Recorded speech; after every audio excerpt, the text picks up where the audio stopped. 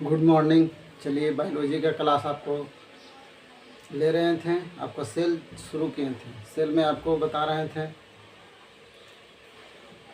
Mitochondria. क्या बता रहे थे? माइटोकॉन्ड्रिया।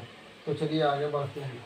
उससे पहले आपको कुछ रिपीटिशन करा देते हैं कि जो पहले मैंने क्लास लिया था उसके बारे में थोड़ा सा पहले बता दूं, थोड़ा रिवीजन होना चाहिए। तो पहले आपको बताए थे बायोलॉजी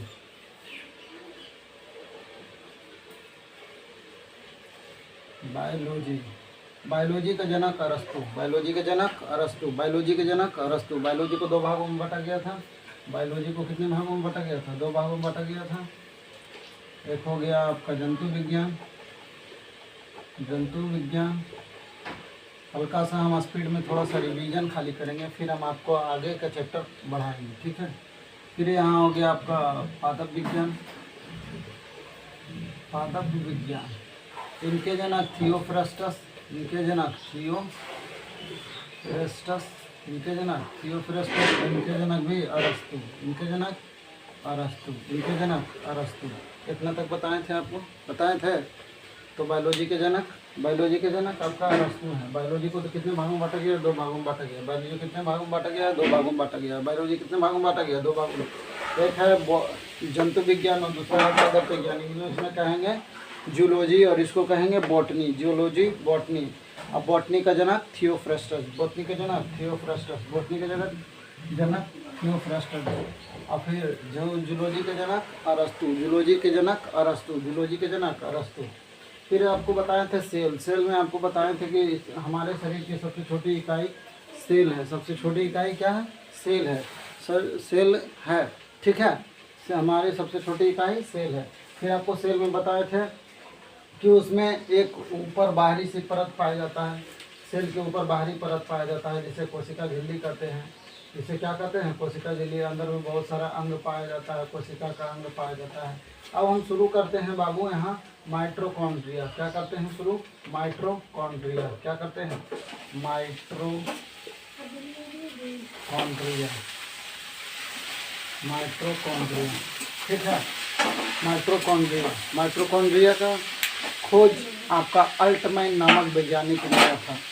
किसने किया था? अल्टमैन नामक वैज्ञानिक ने किया। अल्टमैन नामक वैज्ञानिक ने किया। तो माइटोकॉन्ड्रिया का खोज अल्टमैन नामक वैज्ञानिक ने किया। अभी आपको नोट नहीं करना है, सिर्फ फोकस करके समझना है। फिर आगे हम दिखाएंगे, उसके बाद आपको नोट करना है। तो आपका माइटोकॉन्ड्रिया का खोज किसने किया? अल्टमैन ने किया। किसने किया? अल्टमैन ने किया। माइटोकॉन्ड्रिया का खोज किसने किया? अल्टमैन ने किया। तो आपको आगे बढ़ाते हैं। ये सब तो आपको रिवीजन हुआ है। आपका सेल चल रहा था। सेल में आपको कुछ अंग बताए थे, जिसमें आपका कोशिका भित्ति बताए थे। जो बताए थे आपको प्राकृतिक ने, जो पेड़ पौधे के कोशिका को पहले से शर्ट पहना के देगा, उसे हम लोग क्या कहते हैं? कोशिका भित्ति कहते हैं। तो ये सब आपको हम पहले क्लास में बता दिए थे। तो आपका ये चलिए कोशिका है। क्या है? कोशिका है। कोशिका के अंदर ये न्यूक्लियस होता है, ये माइटोकॉन्ड्रिया है। चलिए माइटोकॉन्ड्रिया के बारे में पढ़ रहे हैं। तो माइटोकॉन्ड्रिया का आकार ऐसा होता है, लंबा, और इसमें एक भीतरी दीवार पाई जाती है। इसकी भीतरी दीवार, और ये भीतरी दीवार को क्रिस्टी कहते हैं। क्या कहते हैं? क्रिस्टी कहते हैं। क्या कहते हैं? क्रिस्टी। तो माइटोकॉन्ड्रिया के भीतरी दीवार को क्या कहते हैं? क्रिस्टी। क्या बोलते हैं? क्रिस्टी। माइटोकॉन्ड्रिया की भीतरी दीवारों को क्या कहते हैं? क्रिस्टी कहते हैं। क्या कहते हैं? क्रिस्टी कहते हैं। माइटोकॉन्ड्रिया की भीतरी दीवार को क्या कहते हैं? ये आपका एकदम पूछा हुआ प्रश्न है, ठीक है। यह आपका पूछा हुआ प्रश्न है कि माइटोकॉन्ड्रिया की भीतरी दीवारों को क्या कहा जाता है? तो क्रिस्टी कहा जाता है। क्या कहा जाता है? क्रिस्टी कहा जाता है।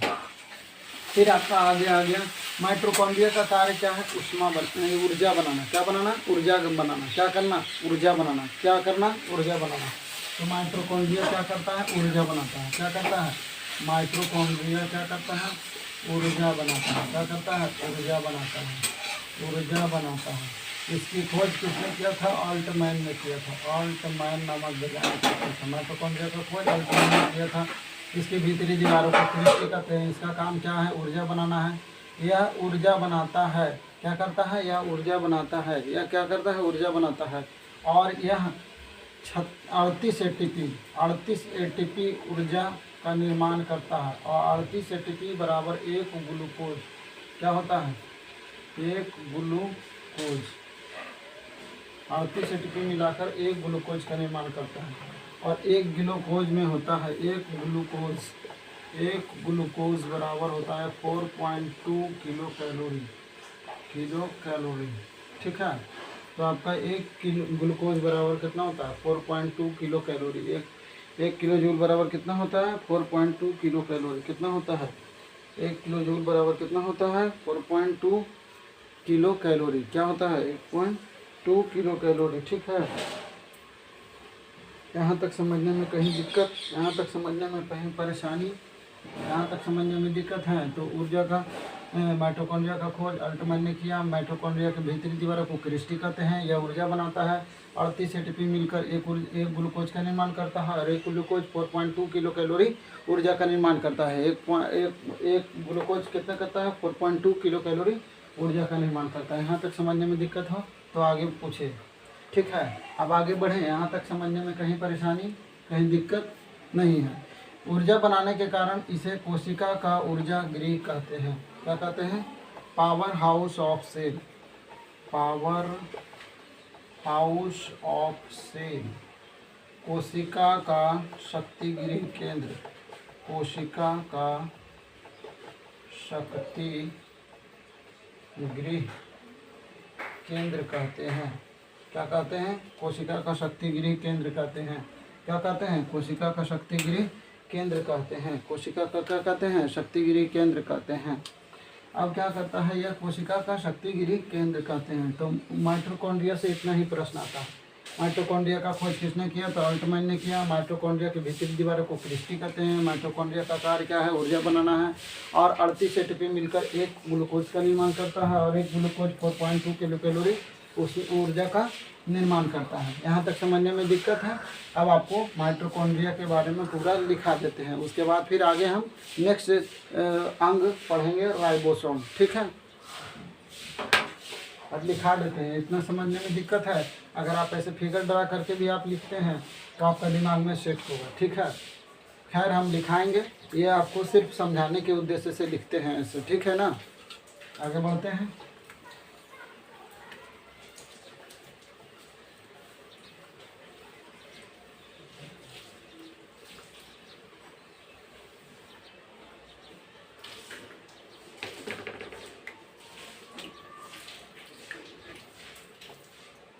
तो माइटोकॉन्ड्रिया लिख लीजिए पहले, माइटोकॉन्ड्रिया।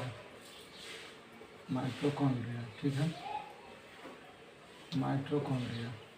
यहाँ पहले पॉइंट बना के लिख लीजिए, माइटोकॉन्ड्रिया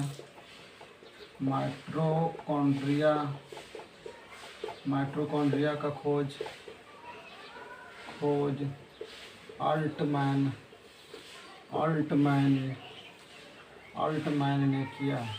अल्टमैन ने किया।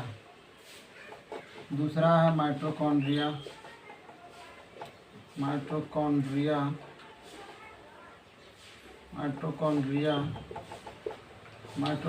के भीतरी दीवार को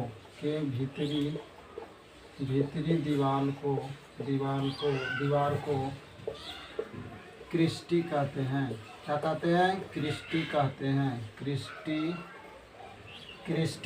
हैं। क्या कहते हैं, क्रिस्टी कहते हैं। फिर आपको बताए थे कि माइटोकॉन्ड्रिया का काम क्या है। माइटोकॉन्ड्रिया ऊर्जा का निर्माण करता है। माइटोकॉन्ड्रिया क्या करता है, ऊर्जा का निर्माण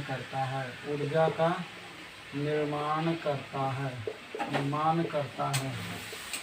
इसी कारण इसे पावर हाउस ऑफ सेल कहते हैं। इसी कारण इसे क्या कहते हैं, माइटोकॉन्ड्रिया को इंग्लिश में बोलिए चाहे हिंदी में बोलिए, चाहे हिंदी में बोलिए, कोशिका गृह केंद्र या पावर हाउस ऑफ सेल। तो माइटोकॉन्ड्रिया को पावर हाउस ऑफ सेल कहते हैं। पावर हाउस ऑफ सेल कहते हैं। क्या कहते हैं, सेल कहते हैं। फिर आपका है माइटोकॉन्ड्रिया को पावर हाउस ऑफ सेल कहते हैं। फिर आपका बताए थे माइटोकॉन्ड्रिया को पावर हाउस ऑफ सेल कहते हैं। और क्या बताए थे, हाँ माइटोकॉन्ड्रिया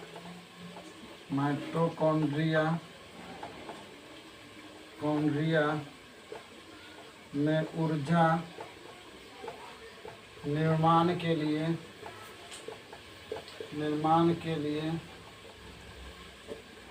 38 एटीपी की ज़रूरत होती है। एडेनिन ट्राईफॉस्फेट की ज़रूरत होती है। एटीपी का फुल फॉर्म क्या होता है, एडेनिन ट्राईफॉस्फेट। तो 38 एटीपी की आवश्यकता होती है। क्या आवश्यकता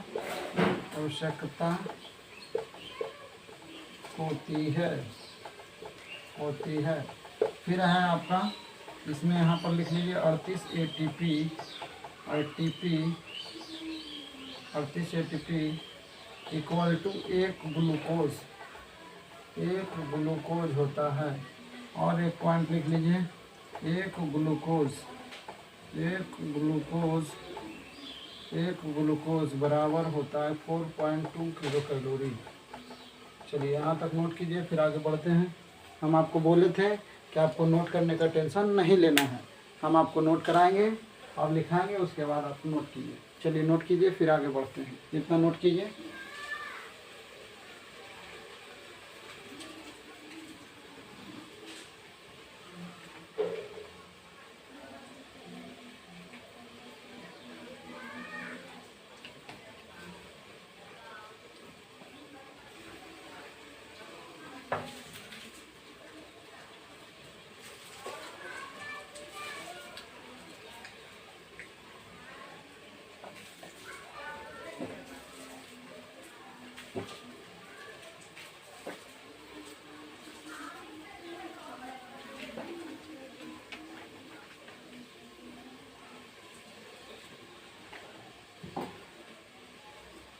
नोट हो गया बाबू, आगे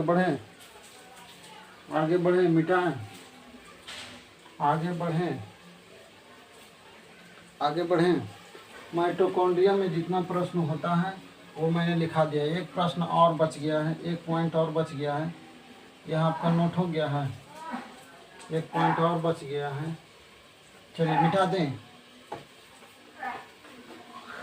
अब फिर चलेंगे आपका राइबोसोम, ये सब पढ़ाएंगे, ठीक है। माइटोकॉन्ड्रिया में जितने भी प्रश्न होते हैं मैंने टोटल बता दिया, जितने भी प्रश्न होते हैं इससे टोटल बता दिया, ठीक है। एक प्रश्न इसमें और पूछता है कि क्रेब्स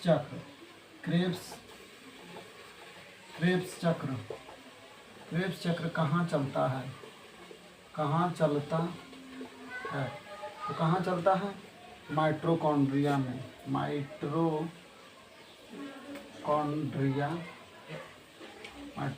में, ठीक है, माइटोकॉन्ड्रिया में। यही आपको लास्ट प्रश्न छूट गया था। ये जो आपका ऊर्जा का निर्माण करता है वो कौन सा चक्र चलाता है। जैसे आप लोग खाना बनाते हैं तो आपका काम क्या करते हैं, किचन वाला काम करते हैं, उस काम को, इसका नाम क्या कहलाता है, क्रेब्स चक्र। क्या करता है, क्रेब्स चक्र। चलिए यहाँ तक हो गया होगा। अब आगे बढ़ते हैं। आपका कोशिका में एक अंग होता है जिसका नाम है एंडोप्लाज्मिक रेटिकुलम। क्या नाम है, एंडोप्लाज्मिक रेटिकुलम। हिंदी में कहते हैं उसे अंतःप्रद्रव्य जालिका, अंतःप्रद्रव्य जालिका, एंडोप्लाज्मिक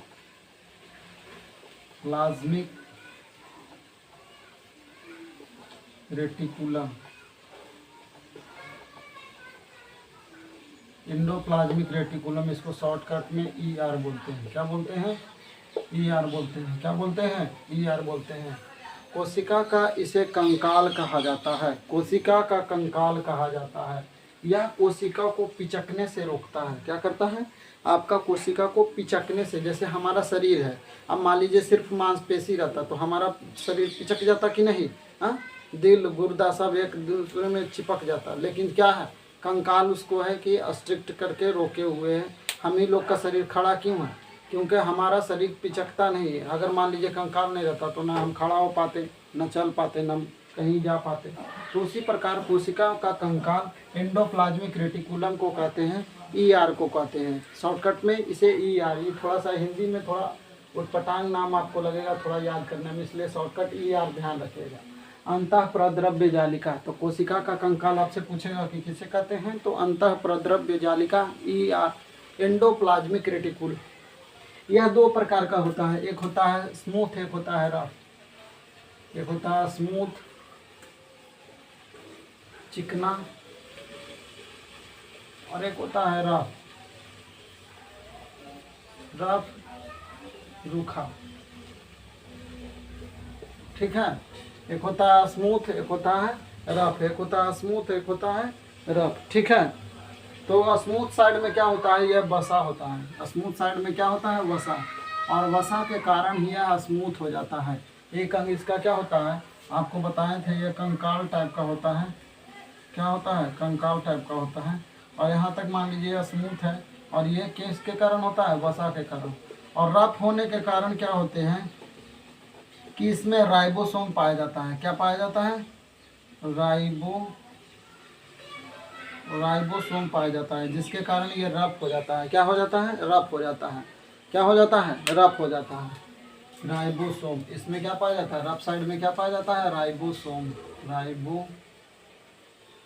राइबोसोम जो आपका प्रोटीन का निर्माण करता है। राइबोसोम क्या करता है, प्रोटीन का निर्माण करता है। कोशिका में प्रोटीन का निर्माण कौन करता है, राइबोसोम करता है, आपका वो राइबोसोम करता है। तो चलिए आपको राइबोसोम समझ लेते हैं। ठीक है,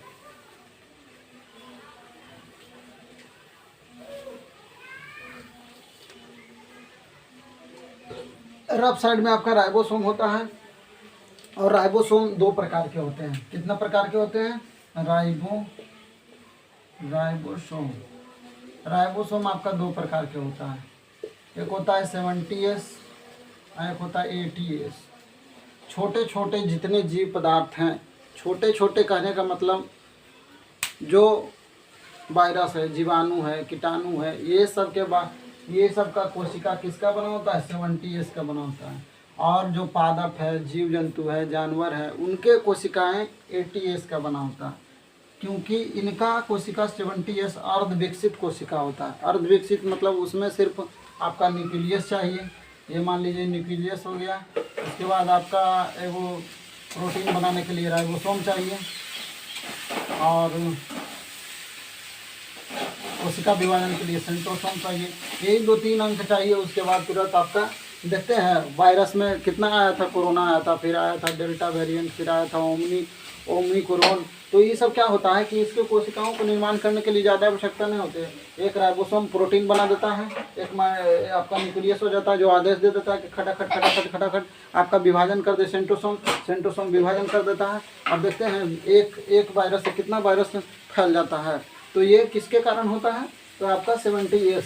तो विषाणु में आपका डेल्टा वेरिएंट में बोलेगा, तो ओमिक्रॉन में बोलेगा, तो आपको कौन सा कोशिका पाया जाता है, इसमें 70S पाया जाता है। किसमें पाया जाता है, आपका कोरोना में हो गया, ओमिक्रॉन हो गया, जितने भी वायरस हैं, जैसे आपका पोलियो का वायरस हो गया, आपका और भी वायरस होता है, डेंगू का वायरस हो गया, जितने भी वायरस हैं, जितने भी बीमारी कीटाणु का वायरस हैं, उन सब छोटे छोटे जीवों पदार्थों के कोशिका 70S का बना होता है। क्योंकि उसमें विभाजन जल्दी से होता है, उसका सेंट्रोसोम बहुत जल्दी काम करता है। इसमें एक न्यूक्लियस होता है आदेश देने के लिए, और इसमें एक राइबोसोम होता है जो प्रोटीन का निर्माण करता है ताकि कोशिका का शरीर तुरंत बन सके। ठीक है, लेकिन हम लोग का कोशिका क्या होता है कि बहुत सारे अंग निर्माण करना होता है।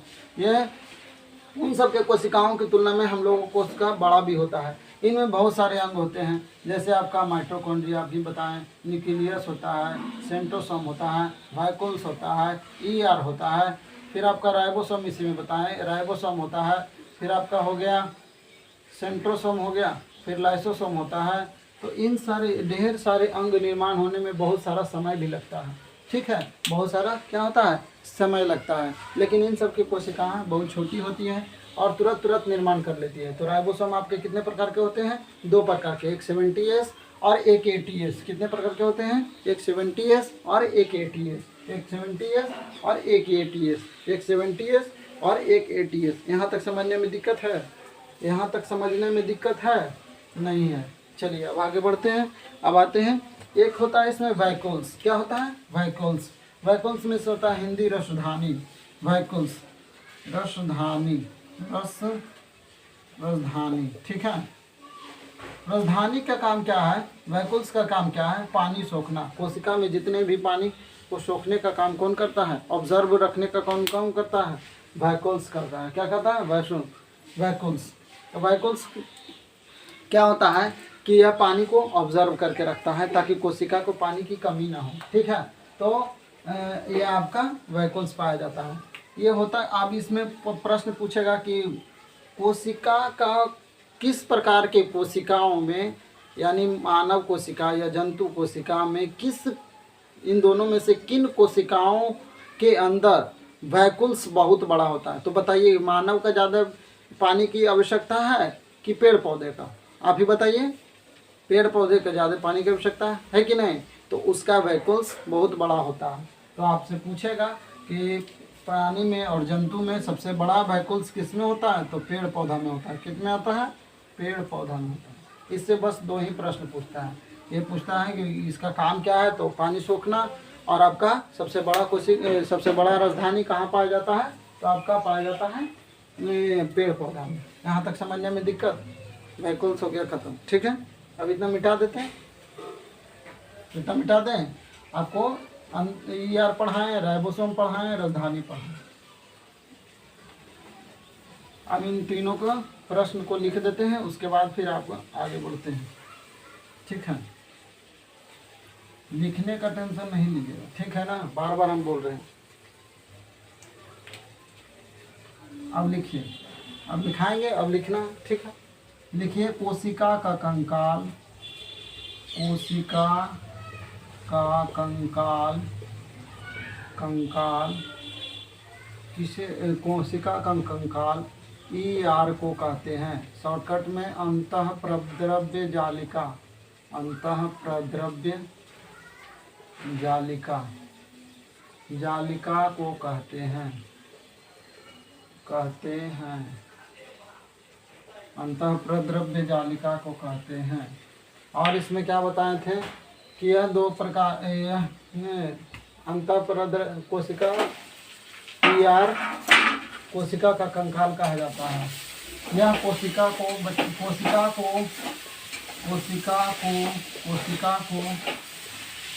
पचकने से कौन बचाता है? पचकने से ER बचाता है। कौन बचाता है? ER बचाता है।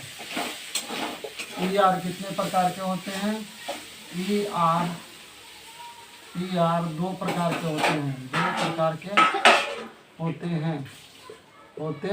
पहला है स्मूथ, जिसमें आपका वसा पाया जाता है, और दूसरा होता है रफ,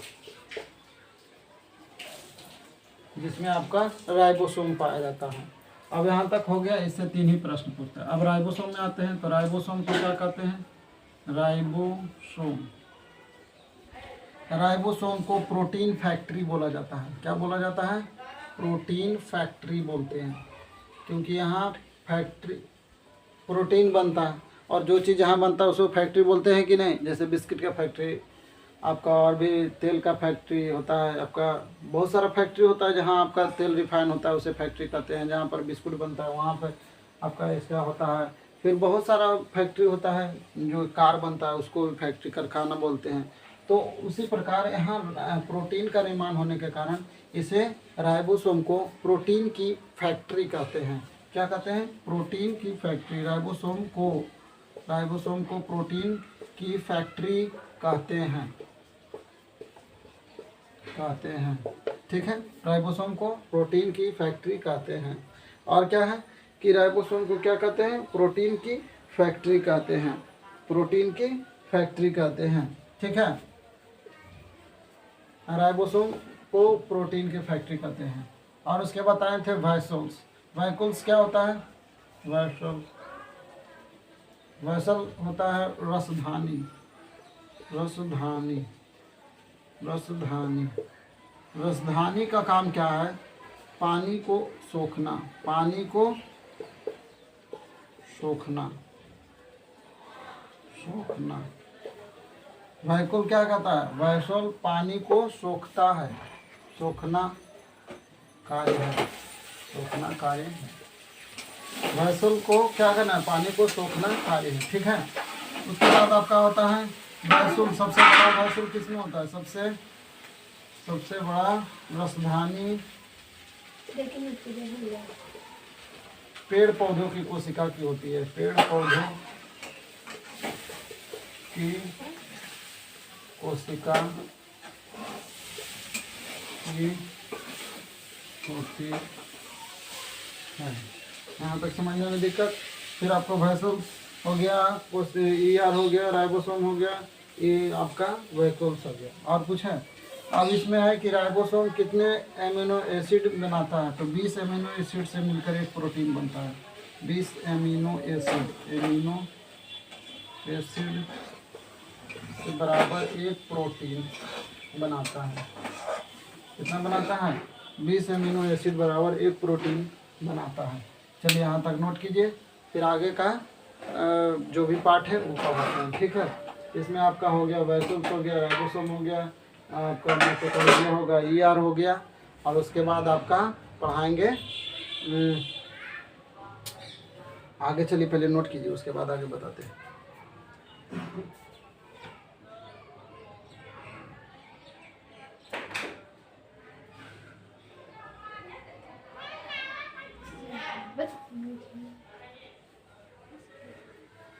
नोट हो गया?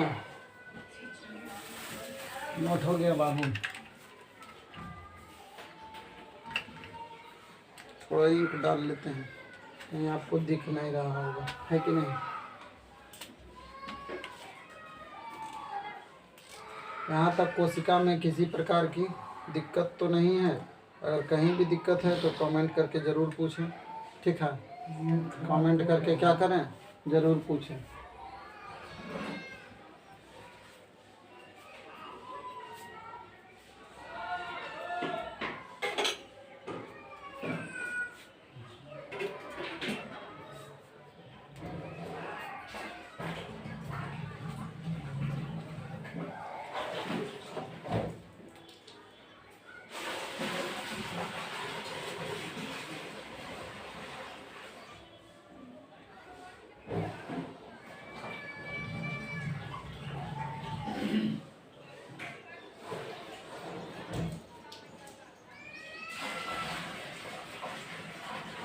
चलिए नोट हो गया होगा, मिटा दें?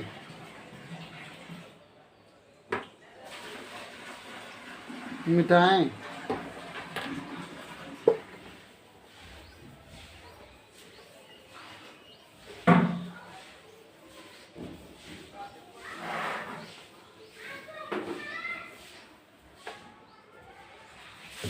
चलिए कोशिका द्रव्य के बारे में पढ़ते हैं।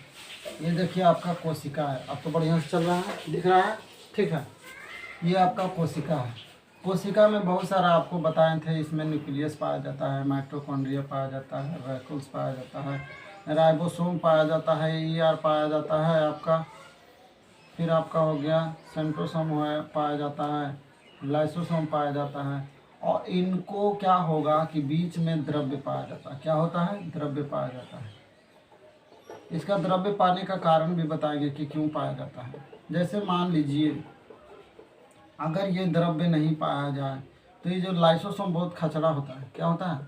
बहुत खचरा होता है। इसमें एक लिक्विड पाया जाता है, वो क्या करेगा कि अगर नहीं पाया जाएगा ये द्रव्य तो आपस में टकरा कर सबको नष्ट कर देता है। क्या कर देता है? बर्बाद कर देता है, ख़त्म कर देता है। ये जो हम आपको बिंदु बिंदु दर्शा रहे हैं इसे क्या कहते हैं? जीव द्रव्य। जीव द्रव्य।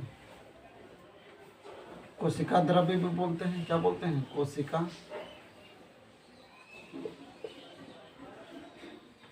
द्रव्य। इसका नाम जीव द्रव्य किसने रखा ये भी बताएंगे, ठीक है।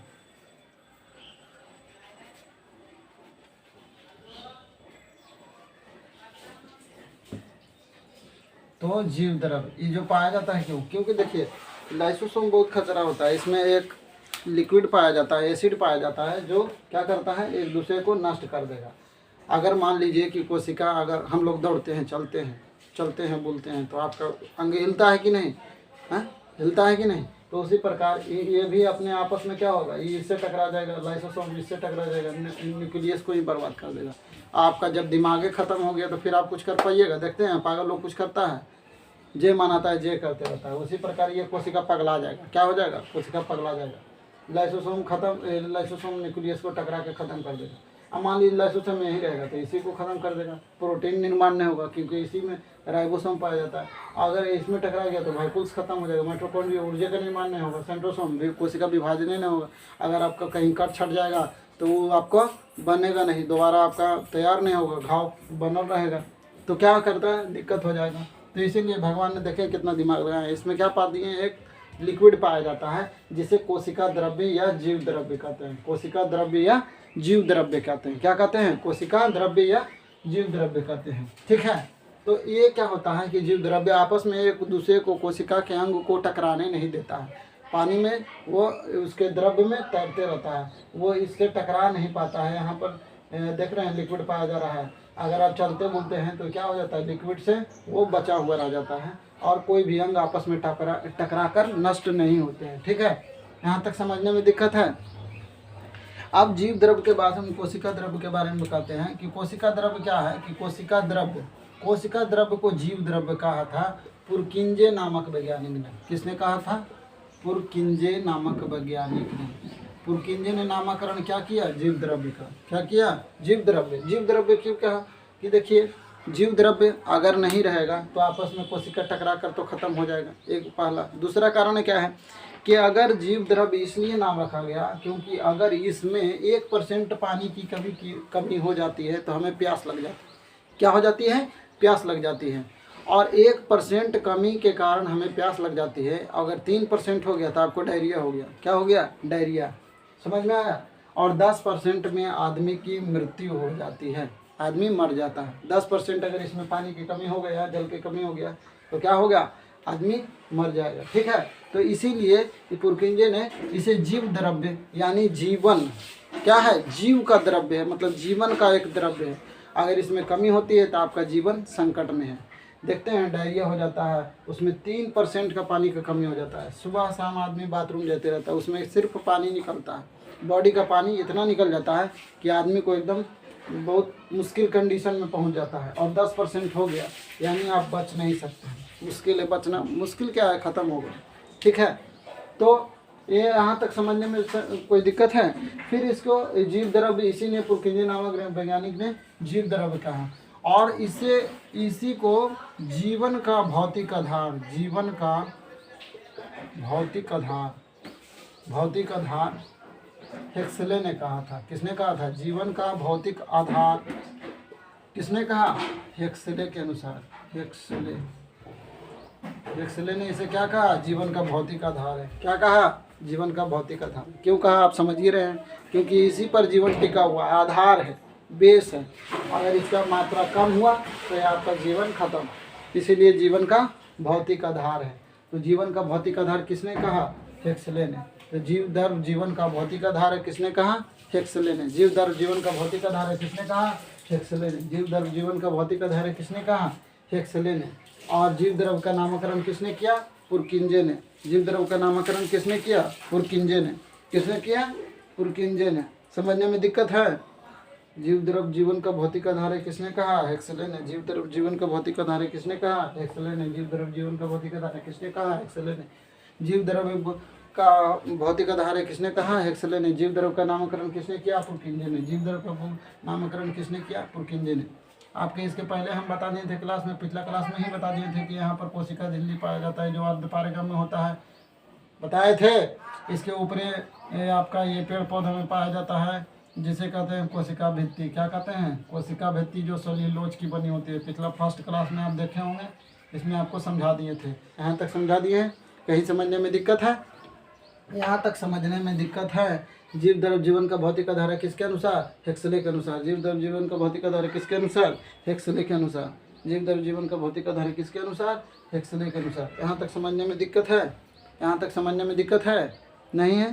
तो फिर जय हिंद, मिलते हैं नेक्स्ट क्लास में।